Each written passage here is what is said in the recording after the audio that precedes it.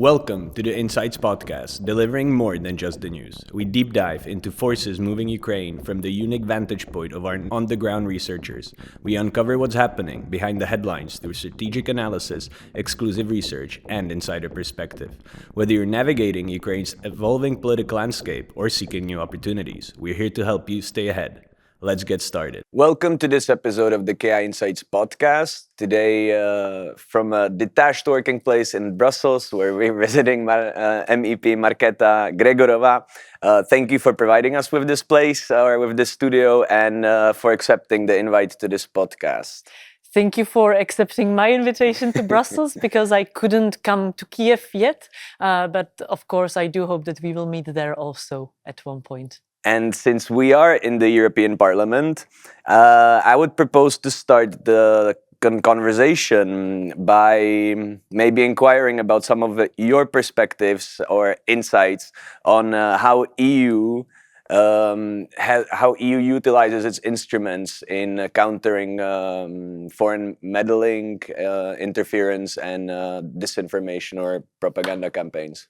Yeah, it's a very important question in these days. And thank you for asking me because I have been in the special committee on tackling foreign interference and disinformation in the previous mandate and now again.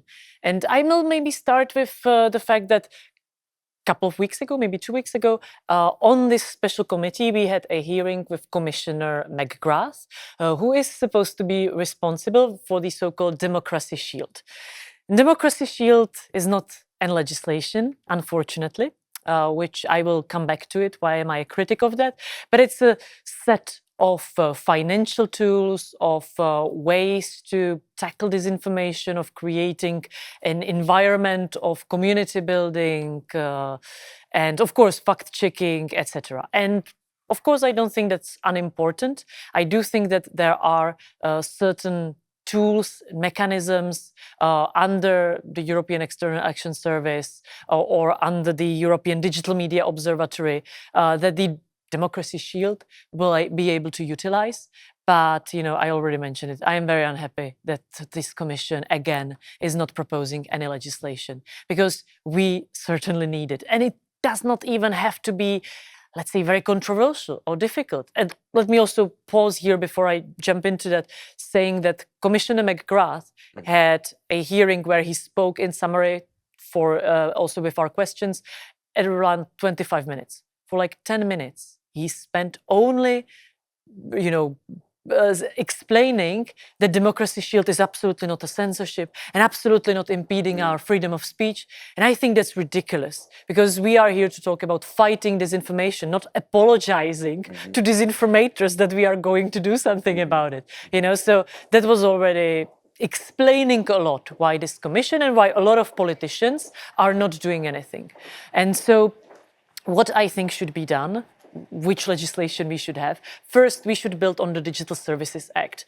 That's a good legislation, not tackling disinformation at all, but opening up the algorithms of social media. And we already have some independent research, and we sort of know that a lot of these social media have their own hidden agenda. Nobody will be surprised when I say that TikTok, of course, is suppressing any mentions of Ukraine, is pushing a lot of pro-Russian narratives, and of course, anti-Taiwanese, pro-Chinese, etc., and is trying to dismember our democratic systems.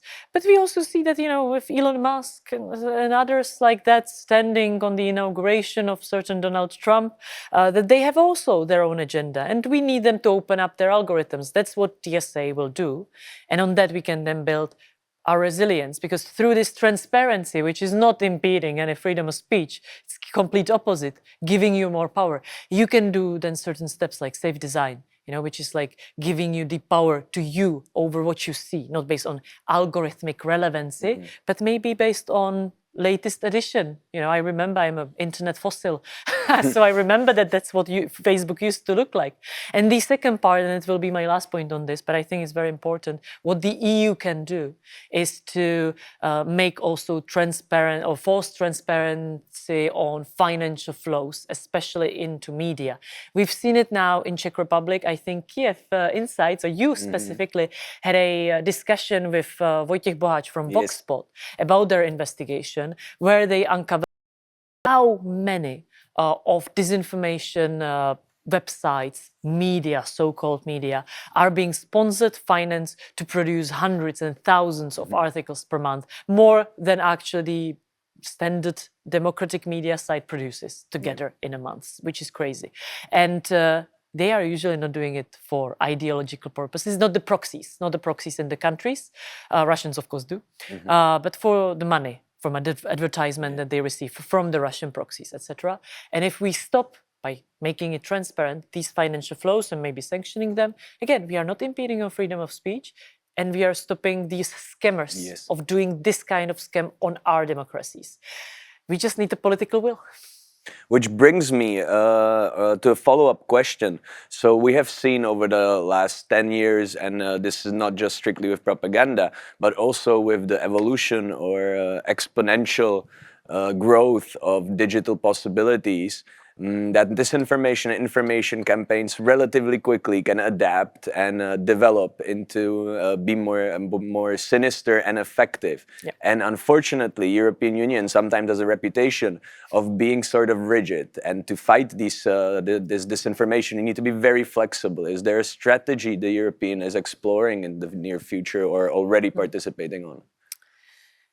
I would say that actually the hearing with Markéta showed that, yes. I also was on a hearing with European External Action Service, and they said the same thing. They are already using it, and that's using more AI tools. And I know we are all starting to have a little bit of AI fatigue, but if your, let's say, hostile actors are using it, if they produce hundreds and thousands and dozens of thousands of bots, AI bots that are disseminating certain narratives or just overflowing, with information influx, the information space.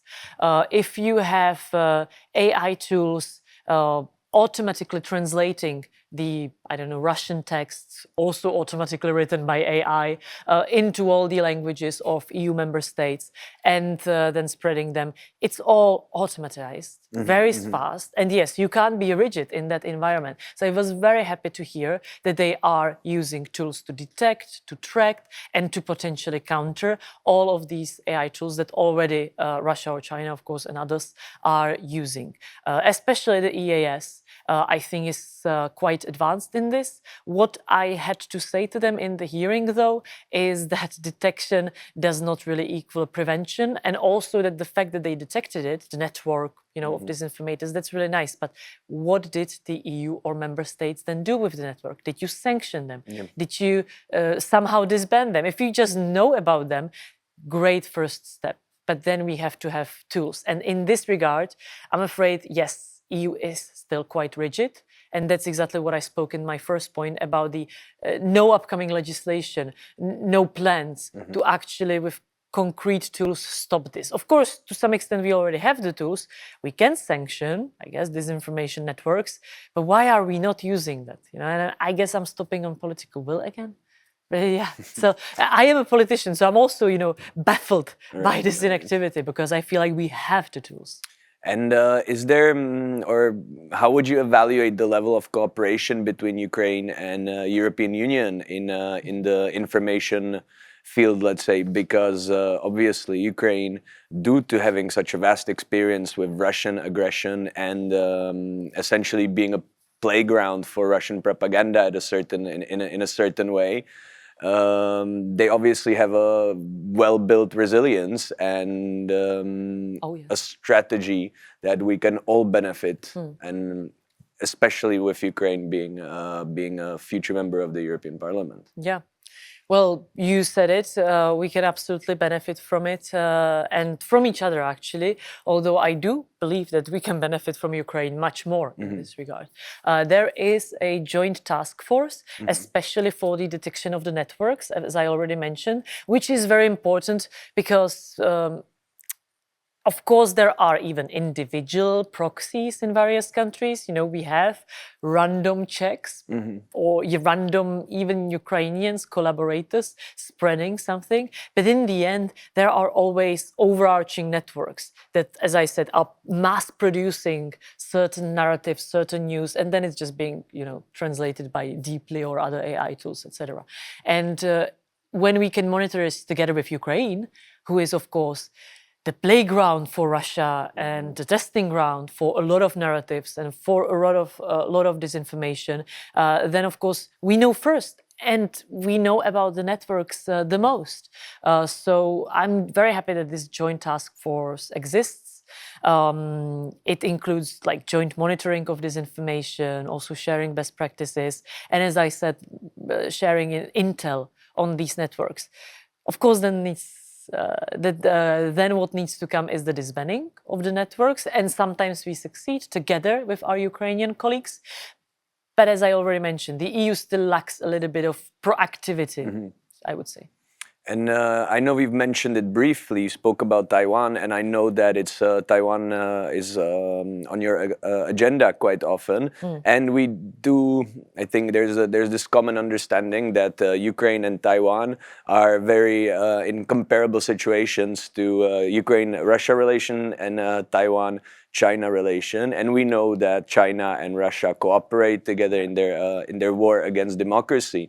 Is there, or you as someone who visited Taiwan, who knows their strategy, is there some cooperation going on that level as well? Absolutely. I have been part of the two delegations of the Committee on Foreign Interference that traveled to Taipei to discuss with them how are they keeping their democracy, but fighting especially Chinese disinformation. And I think that we can all learn a lot from the Taiwanese. I think I should start with saying that the first mission was during COVID. And I know that a lot of countries in the EU suffered during COVID, that a lot of people who, let's say, standard voters or maybe non-voters fell into the anti-establishment rabbit hole, where now they are, of course, listening to more and more pro-Russian disinformation, and it's like a whole snowball effect. And we lost these people during COVID because the system fails them. And I think that's a really important point which Taiwan can't work with, because first of all, during COVID, politicians, and I think that's very inspirational, they weren't fighting for prime time in TV. They put in prime time doctors who told the population, you need to wear masks because, and then they explained in a specialist manner why are masks important. They explained why there are new cases. Somebody came from holiday from an infected country, and everything was done so that people keep their belief in system having it under control. Although, of course, it was pandemic. Nobody had it really under control. But you need to keep people somehow trusting of what you are doing. Of course, people mistrust politicians, and that's fine. Please keep mistrusting them, but the system, should somehow still be believed in. Otherwise, it's the rabbit hole of anti-establishment, and that's what we see in the EU countries. And the second thing, that's mostly what I learned from the second Taiwanese visit, is a phrase that they were using all the time, and that's a whole of society approach. It sounds like a soundbite. Okay, what does it mean? It truly means including as many people and communities in the knowledge base, because I feel that a lot of fact-checking organizations, they are important, but sort of ineffective, and that's because fact-checking and overall disinformation fighting is very privileged thing. You have to have the time, to look into it, fact-check something. You need to have the mental capacity. If people are tired after work, they just want to scroll a little bit and go to sleep. They don't want to, fact-check everything or deal with it. And of course, you need to be also in sort of like a privileged position of maybe a community that deals with this. You need to know that there is this sort of fight, that there is this sort of problem. And that's usually not people who are the most targeted by disinformation, that are most vulnerable. It's not about education or something. It's actually about this sort of in which community, with which time and privilege you are. I always say sort of like a random joke when people talk about fact-checking organization. I'm like, no one ever who believes this information will go to this website is really true.com and say, finally, this website is finally true. That's ridiculous. And what Taiwan does is really help build or help somehow fund or be part as government and state of these communities. And it can be whatever community, neighborhood, of certain region, or it can be beekeeping community or whatever, so that they can then tap into it and provide them with the correct information on what's going on. Because people really like their communities. And during the COVID era, they were very lonely. And unfortunately, a lot of them found their communities in hostile Facebook groups. Yeah. We need to somehow get them out of it and provide them with truth. Powered by the Kyiv Independent, KI Insights offers a strategic intelligence subscription that keeps you informed with weekly updates, exclusive research, and custom data. Subscribe to our products at insights.kyivindependent.com. Which brings me to my next question, which was about, when you're in Ukraine, it's very easy to detect where the danger is coming from. And it's a little different situation, but there's a strong home narrative of what is going on, and basically a universal agreement across the political spectrum and through society. Everyone knows what's going on. But in Europe, all 27 member states, they all have a little, different idea of the Europe as a whole, European politics, European Parliament. But we now see that Russia, conducts incursions into the European airspace, information warfare across the continent, sabotages. We can almost say that it is already a war against Europe, and I don't think Russia is too secretive about it. And so to the point, how do we build this consensus that Ukraine has across 27 member states? Well, I will answer your question, but I will be also slightly, not controversial. I think it needs to be talked about. I think I need to mention that, not only, but especially when I visited Kharkiv, which is, on the very east of Ukraine. And of course, it's normal in every country that there is a little bit of geographical division. The West is always a little bit more closer to the West. It's like that. Of course, the whole of country wants Russians to fuck off, if I may say so, and wants to join NATO. But I was very intrigued to hear in Kharkiv certain Russian disinformation about the EU being said by Ukrainians, like, there is the gender ideology, men will not be able to hold doors for women, and of course, all the disinformation about the Green Deal. And that's also very dangerous to hear, because I don't think that these Ukrainians realize that they are actually spreading disinformation from Russia, that are helping the Russian narrative, that Europe is weak and Europe is, homosexual and divided and yada yada, which is bad, because Europe, as you said, needs to be unified so that together with Ukraine, we can counter Russia. So I just wanted this to be said, if some Ukrainians are maybe listening, to also talk to their friends, that this is all Russian propaganda. Europe, yes, EU has their faults. It does. We are trying to tackle it here in the European Parliament too. We are trying to improve the Green Deal and everything. But we are not some deranged weaklings, We are also trying to fight for freedom, human rights, and our way of life, which I think is much more similar to Ukraine than is to Russia, And so I think we are with Ukrainians very much on the same page in this regard.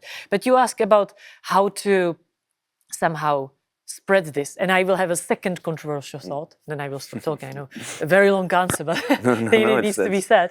I think that because of our common history, I've seen this in Taiwan too, because of the history of oppression, of communist regime, of the Bolsheviks, we are very much afraid of the censorship, of the impeding on freedom of speech, which is very good. We need to look out for it, but also democracy is very fragile and also needs a lot of work. Authoritarianship is easy, not for the authoritarian, but it's easy. Democracy requires work from everyone. And that, unfortunately, means what I call European propaganda. And it sounds controversial. It's just a soundbite so that people feel provoked to now listen to me. What I want to say is that, democracy will not just exist on its own, and everybody will always think for thousands of years that it's the best system ever.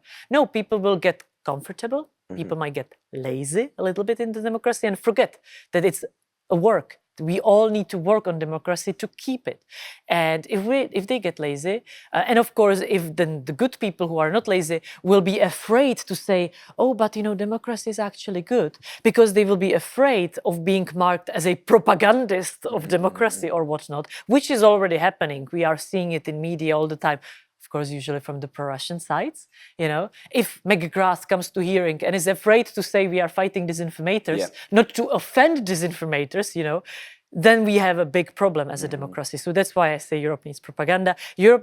Democracy needs a good PR. Democracy also needs good marketing, So that's what I think that we should do together, maybe also with Ukraine. Some of the issues we run as independent media or even NGOs that target disinformation or try to combat it is it's very difficult, or not. I don't want to say very difficult, but complicated to get the appropriate resources and funding, while Russian and Chinese propaganda has investments in billions of dollars annually, which obviously yields results. Is there another strategy or plan of the European Union to support either independent media or civil society across the continent so we can also yield effective results? Yes, the money is one of my biggest concerns and criticisms. To be honest, this commission in the new proposed budget for the upcoming years, they are very much increasing under the democracy shield several ways to, let's say, increase our resilience. They say that there are money for community building, that they say there are money for media literacy, even for journalists and media education, and for instance for Erasmus+, which yes, it's of course part of certain societal resilience, learning about our cultures and learning about other ways of life, because then we can be more unified if we know about our neighbors more, right? And of course, this is targeting the youth, which is our future. So that's very important. But as I already mentioned, in terms of truly fighting disinformation, we are not putting enough money into the detection, of course, into then the prevention, as I said, which does not come hand in hand with detection. And most importantly, we are not, as I mentioned, doing the proper legislative steps, which would, of course, require some funding too, but not that much. If you actually make more transparency in various financial, flows from third countries, then you also see who's getting funded and maybe is not paying taxes, and then you can sanction that, and then you can get more money from that. You can seize assets. Well, of course, we are now seeing that freezing assets does not mean we are using them, but maybe we'll get to it one day as Europe.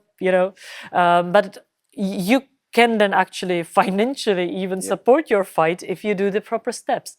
But yeah, you said it. If we look at the billions and billions that Russia is pouring into it, we are not topping it up even in, 1-20 ratio, not even close. I don't have the exact numbers in my head, but it's bad. And I know you've also, correct me if I'm wrong, either if you still sit or you at least were a member of a committee on foreign interference as well. Yes. Which is, I imagine that as, for instance, election meddling, as we saw in Romania, or attempts that were just occurred in Moldova. And this episode will be released after the election in Czech Republic this weekend. But obviously, we see or you spoke of the research campaign Voxpot did on disinformation, where basically every time there's an election, there's a spike in information campaigns on the country. So, what are some of the lessons learned you brought from that committee on foreign interference, and how we can develop a strategy from that? Yes, Well, we had a lot of hearings with experts and then the fact-learning missions. I think the most useful actually was the Taiwanese one, but of course, even traveling to other countries, especially the Baltics, who are also at the forefront of this fight. Yes. Well, currently they are at the even physical forefront, I would say, with the disturbances of their aerial space. But, you know, hybrid threats and disinformation are also much more prevalent there. And Moldova, yes, that was, and Romania, that were the biggest examples. Well, what we've learned, I think that what we've learned is that the biggest resources that are being poured just before the elections go into certain social media, and then they are trying to, as I already said, fill in the information space with certain narrative. And you could say, you know, some said, oh, that's still the freedom of speech. So, okay, so they are funding the campaigns. But, you know, people wouldn't like the Romanian candidate if he didn't say things that they agree with. And that sounds like a fair point. But actually, it's not, because it's all based in a certain manipulation. First of all, they are usually using TikTok. You already mentioned it. Russia and China absolutely cooperates. There are, of course, no hard proofs because we did not open the algorithms of China yet. But we could see that, you know, although China, for instance, claimed that they are not available for any financial promotion, like that you can pay to be at the main page. For a very long time before the German elections, the main candidates in Germany from AfD, they were at the front page, you know, and we can say that they didn't pay for it, but then who paid for them, you know, or did the Chinese themselves, or what? And of course, we have evidence like that from research and from seeing that. And then they pour a lot of money there. And then, of course, through these algorithms that were researched, we see that the pro-Russian candidates, pro-Russian narratives, so everything that, for instance, the Romanian guy said, was pushed up by the TikTok algorithms so much more that when you went in Romania on TikTok, you could not avoid him, even if you were, I don't know, liberal or progressive voter, and you did not want to see that, you wanted to see your parties, you couldn't. You could only see this guy. And then it manipulates what the people perceive as standard. Everybody suddenly starts to think, oh, so that's what, you know, we think in my country. And then a lot of people who are actually against this guy, they may become silent because they are afraid. You know, they will be in the minority, and everybody sort of doesn't want to go against everyone. It's normal psychological nature of people. I actually think that this quite nicely copies to some extent what happened in Crimea with the so-called referendum. You know, there was such a huge Russian disinformation campaign when truly, and we now have the research, people who did not want to become part of Russia and wanted to stay Crimea or Ukraine, they either did not even show up to the elections because they thought, oh, it's lost. You know, everybody thinks here that they want to become a part of Russia, although that was just the disinformation campaign, or they went to vote but didn't tell their colleagues, didn't speak about it with their family because they were afraid and they did not know that everybody else is afraid. So it's manipulating the public perception. You know, if you manipulate it like that, then of course that the candidates will get more traction unnaturally. It's not natural likeness of those people. You know, not people don't want to vote for them. They just feel like, oh, that's now, you know, something interesting or something mainstream, so to say. Yes, a lot of people will go with the mainstream. And of course, a candidate that lies about everything in every second sentence, how they, you know, empty promises of I will solve this and I will solve that without any concrete plan. And it's easy to win then. But by playing without any rules. Yes, the legitimacy of any elections held at a gunpoint. How would I say? Well, you cannot simply put accept that kind of result or a result from any result from that kind of environment. However, Ukraine did choose legitimately its future in the European Union. And maybe a wrap-up question on from your personal perspective. I know this is a complicated topic which we can go into, for another maybe future episode. But what's at what stage Ukraine is right now in its accession to European Union? And maybe it's a common question, or sometimes almost a little, let's say, ridiculed in general conversation between people in Ukraine, because it's been the conversation about joining the EU has been on the table for now 12 years, and almost it's this sometimes like resignation feeling. So at what step is Ukraine now, and when, maybe in your perspective, when is it realistic for Ukraine to expect to become a full member of the European Union? Yes, well, I will start by saying that Ursula von der Leyen made the ambitious plan that Ukraine will join in 2030.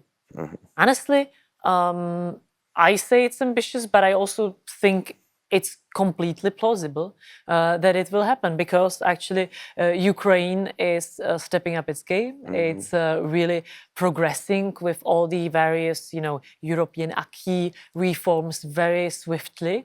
I have not seen really this fast progress in many other countries. So I think in the end, the homework will be a little bit more on the side of the European Union. And I will say two things on this. First is really the EU needs to decide now what it wants to do in terms of its enlargement. For me, it's quite clear. I want to enlarge the European Union, and I will say in a minute also why, because I think it's really important that we work together as a bloc.